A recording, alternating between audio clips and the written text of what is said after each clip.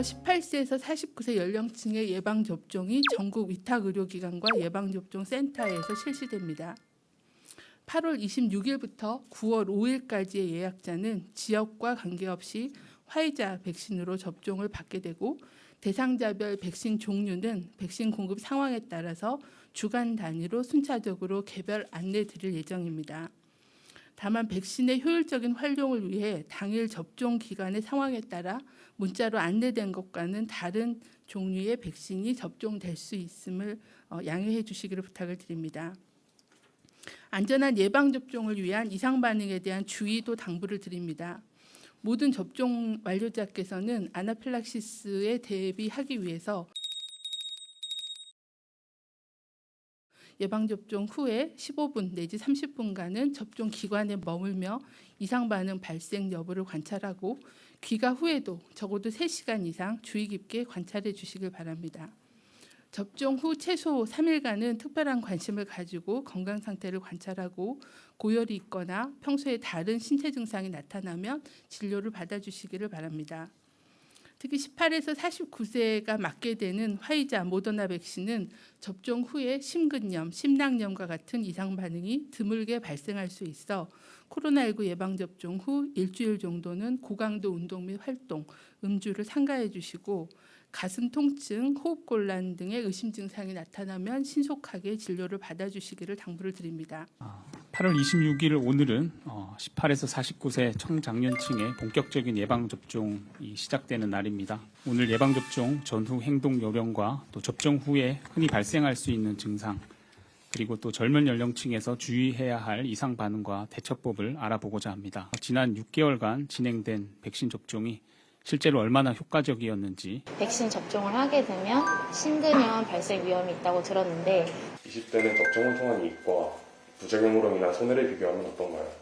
젊은 연령층들이 상당히 궁금해할 수 있는 내용이라고 생각이 됩니다. 젊은 연령층에서 미국에서 이제 심근염이나 심낭염 이슈를 한 이후로 아마 이제 접종을 시작해야 되는 시점에서 중요한 질문이라고 생각돼서 말씀드리도록 하겠습니다. 크게 3가지 측면에서 백신 접종을 꼭 해야 된다고 생각을 하는데요. 백신 접종이 주는 득과 실을 따져보면 될 것 같습니다. 첫 번째, 우리나라 사람들이 예방접종, 감염 예방 효과가 어쩐지 지금까지 맞은 백신을 맞으신 분들을 분석을 해보면은 굉장히 백신이 갖고 있는 득이 큽니다. 이에 반해서 백신에 의한 부작용은 보통 0.42%, 또 이제 백신 접종을 시작하는 18세에서 49세는 보통 0.53% 정도 발생했는데, 대부분이 두통이라든가 근육통과 같은 98% 정도가 가벼운 증상이었습니다. 그렇기 때문에 득과 실을 따져보면 반드시 백신 접종이 필요하다. 이것은 꼭 의심할 여지가 없는 부분이라고 생각이 되고요. 두 번째는 이제 저희들도 심근염에 대해서 관심을 가지고 지금 보고를 받고 있고 또 분석을 하고 있는 상황이기 때문에 저희보다 먼저 백신 접종을 완료했던 나라들의 사례를 살펴보면서 생각을 해보면 될 것 같습니다.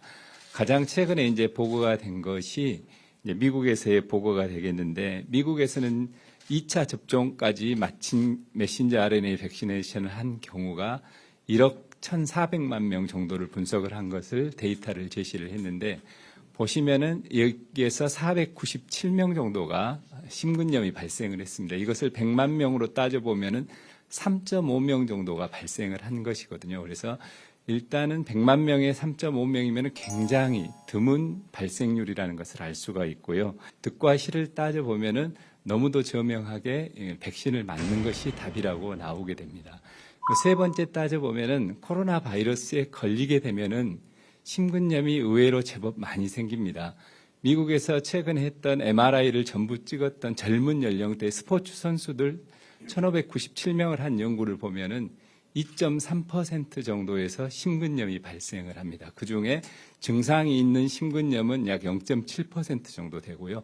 나머지는 증상이 없는 심근염이기 때문에 실제로 백신으로 맞는 것보다 코로나 바이러스에 걸릴 때 심근염이 걸릴 가능성이 아주 높습니다. 그렇기 때문에 당연히 백신을 맞고 예방을 하는 것이 굉장히 중요하다는 것을 저희들이 알 수 있습니다. 그래서 득과 실을 따졌을 때, 그리고 메신저 RNA 백신을 맞았을 때의 발생 빈도가 너무 낮다는 것, 그리고 예방 효과는 크다는 것, 이런 것들을 다 따져 본다면은 젊은 연령에서도 백신을 맞는 것이 답이라고 생각이 됩니다. 그러나 완치된 상태라면은 걱정하지 마시고 백신은 진행을 해도 된다고 생각합니다.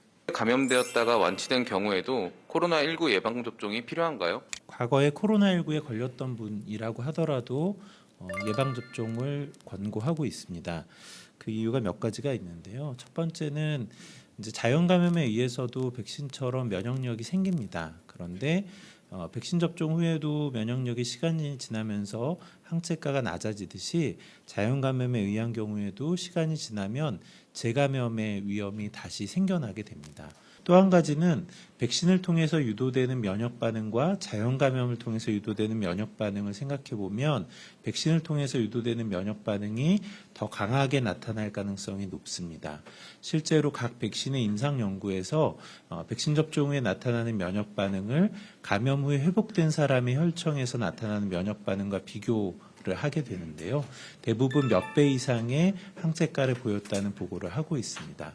또 백신 접종을 기존에 걸렸던 사람이 했을 때 실제로 추가적인 이득이 있다는 연구 결과도 있습니다. 코로나19에 걸렸던 사람이 백신 접종력에 따라서 재감염의 발생 위험이 어느 정도 되는지를 비교했었던 연구인데 백신 접종력이 없는 경우가 한 2배 정도 재감염의 위험이 높았었던 것으로 보고를 하였습니다. 그래서 이러한 이유들 때문에 과거에 코로나19에 걸렸던 분이라고 하더라도 백신 접종을 동일하게 권고하고 있고요.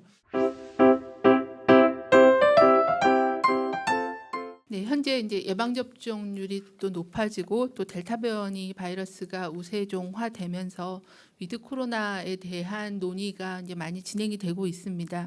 현재 저희가 위드 코로나라고 하는 그런 방역 전략의 전환이나 보완을 할 수 있으려면 적어도 예방 접종이 어느 정도 최소한 70% 이상, 더 많게는 고령층은 저희 생각으로는 90% 이상, 그리고 일반 성인에서도 80% 이상의 예방 접종률이 완료가 되는 게 필요하고, 또 새로운 변이가 영향을 주는 없어야 되고, 또 의료 대응 체계가 어느 정도 감당 가능하게 준비가 되고, 또 발생 규모가 조정이 돼야 되는 그런 여러 가지 시점을 고려를 해야 되기 때문에 현재는 언제라고 얘기하기는 어렵습니다. 하지만 전제 조건이 되는 예방 접종률을 최대한 10월 말까지 끌어올리고, 또 여러 가지 방역 조치를 통해서 유행을 안전 가능하게 통제하고, 또 방역이나 역학 의료 대응 체계를 좀 더 체계화시키는 그런 준비 작업을 지금부터 진행을 해야 어느 정도 좀 더 피해를 줄일 수 있는 그런 위드 코로나로의 전환이 가능할 거라고 보고 있습니다.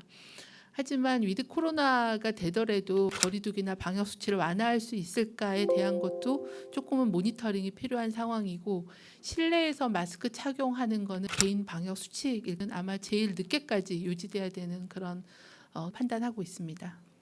네, 저는 이제 백신의 이상 반응에 대한 일 말고도 감염병의 미래를 예상하는 일들도 작업을 진행을 하고 있습니다. 그런데 작업을 진행하는 데 있어서 가장 놀랐던 부분이 무엇이냐 하면, 우리가 어느 정도 사회적 거리두기를 완화한다고 하더라도 현재 접종이 진행 중인 50대 미만의 접종률이 5에서 10%만 높아져도 향후 유행의 방향이 크게 바뀔 수 있다는 것입니다. 그래서 지금 접종을 예약하지 않으신 분이 있으시다면 그분들은 꼭 다시 한번 예약을 해주시기를 부탁을 드리고요.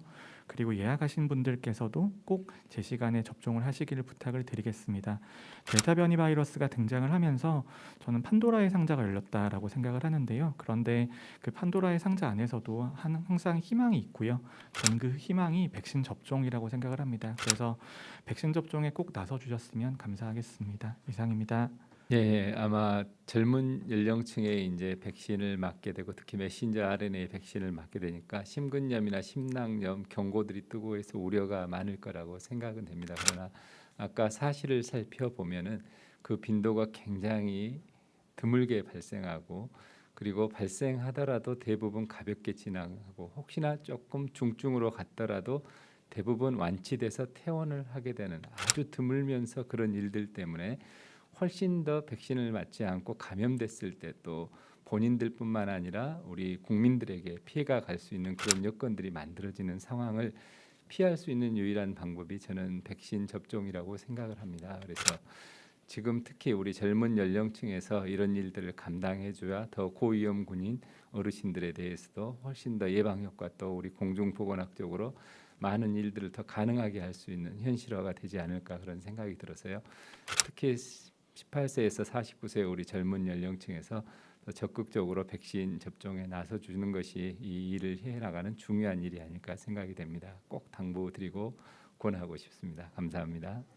이제 아래 연령층으로 접종이 확대가 됩니다. 저는 이제 좀 아래 연령층에 계신 분들이 몇 가지 좀 생각을 해주셨으면 좋겠는데요. 첫 번째는 상대적으로 젊은 연령층이신 분들이 코로나19의 중증이나 사망 위험이 낮은 것은 맞지만 그렇다고 위험이 없는 것이 절대 아니다라는 점입니다. 두 번째는 사실 지금 젊은 연령층에서 환자 발생이 많은 게 이분들이 방역의 조치를 잘 지키지 않아서라고 생각하지 않습니다. 실제로 많이 근로하고 일하고 여러 이유로 사회적 활동이 불가피한 분들이거든요. 이분들에 있어서의 위험을 낮추는 건 단순히 보건학적인 측면뿐만 아니라 사회적인 측면에서도 중요한 의미를 갖는다고 생각합니다. 즉 내가 갖게 되는 백신으로 갖게 되는 이득이 단순히 걸리고 중증으로 진행하는 것뿐만 아니라 감염의 위험을 낮춰줌으로써 그만큼 얻게 되는 사회활동의 범위가 생겨날 거다라는 거죠. 그러한 측면의 이득도 좀 생각해 주셨으면 좋겠습니다. 또 많은 분들이 혼자 살지는 않으시죠. 가족분들과 같이 거주하실 텐데 여전히 접종이 어렵거나 접종하시지 않은 고위험군 분들이 계십니다. 그분들을 위해서라도 접종이 필요하지 않을까 생각을 합니다. 앞서서 위드 코로나에 대한 질문을 주셨습니다. 백신만으로 코로나19가 사라지지는 않을 겁니다. 그건 사실은 우리가 이전부터 계속 해왔던 이야기이긴 하죠. 그렇지만 위드 코로나이든 또는 어떠한 형태의 이 상황을 극복하는 것이든 백신이 없이 되지는 않을 거라고 생각합니다.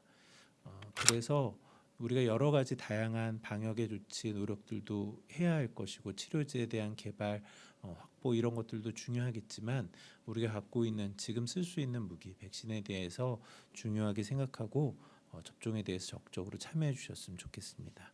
오늘부터 18세에서 49세 청장년층의 접종이 시작이 됩니다. 지난 1년 반 넘게 어려움 속에서도 방역 수칙을 적극 준수해 주시고 또 고위험군 보호를 위해서 접종 순서를 기다려 주시고 높은 접종 참여율을 보여주셔서 진심으로 감사드립니다. 의료계와 지자체와 함께 안전접종이 되도록 최선을 다하겠습니다. 우리나라는 물론 전 세계적으로 델타 변이가 확산되면서 감염의 위험성과 불확실성이 커진 상황에서 최근에 발생한 확진자, 위중증 그리고 사망 환자의 95% 이상이 미접종 또는 불안전 접종자에서 확인이 되고 있습니다. 국민들께서도 코로나 위기를 극복할 수 있도록 예방접종에 적극 참여해 주시고 마스크 착용, 거리 두기 그리고 검사받기 등의 생활 방역에 적극 참여해 주시기를 거듭 당부를 드립니다. 감사합니다.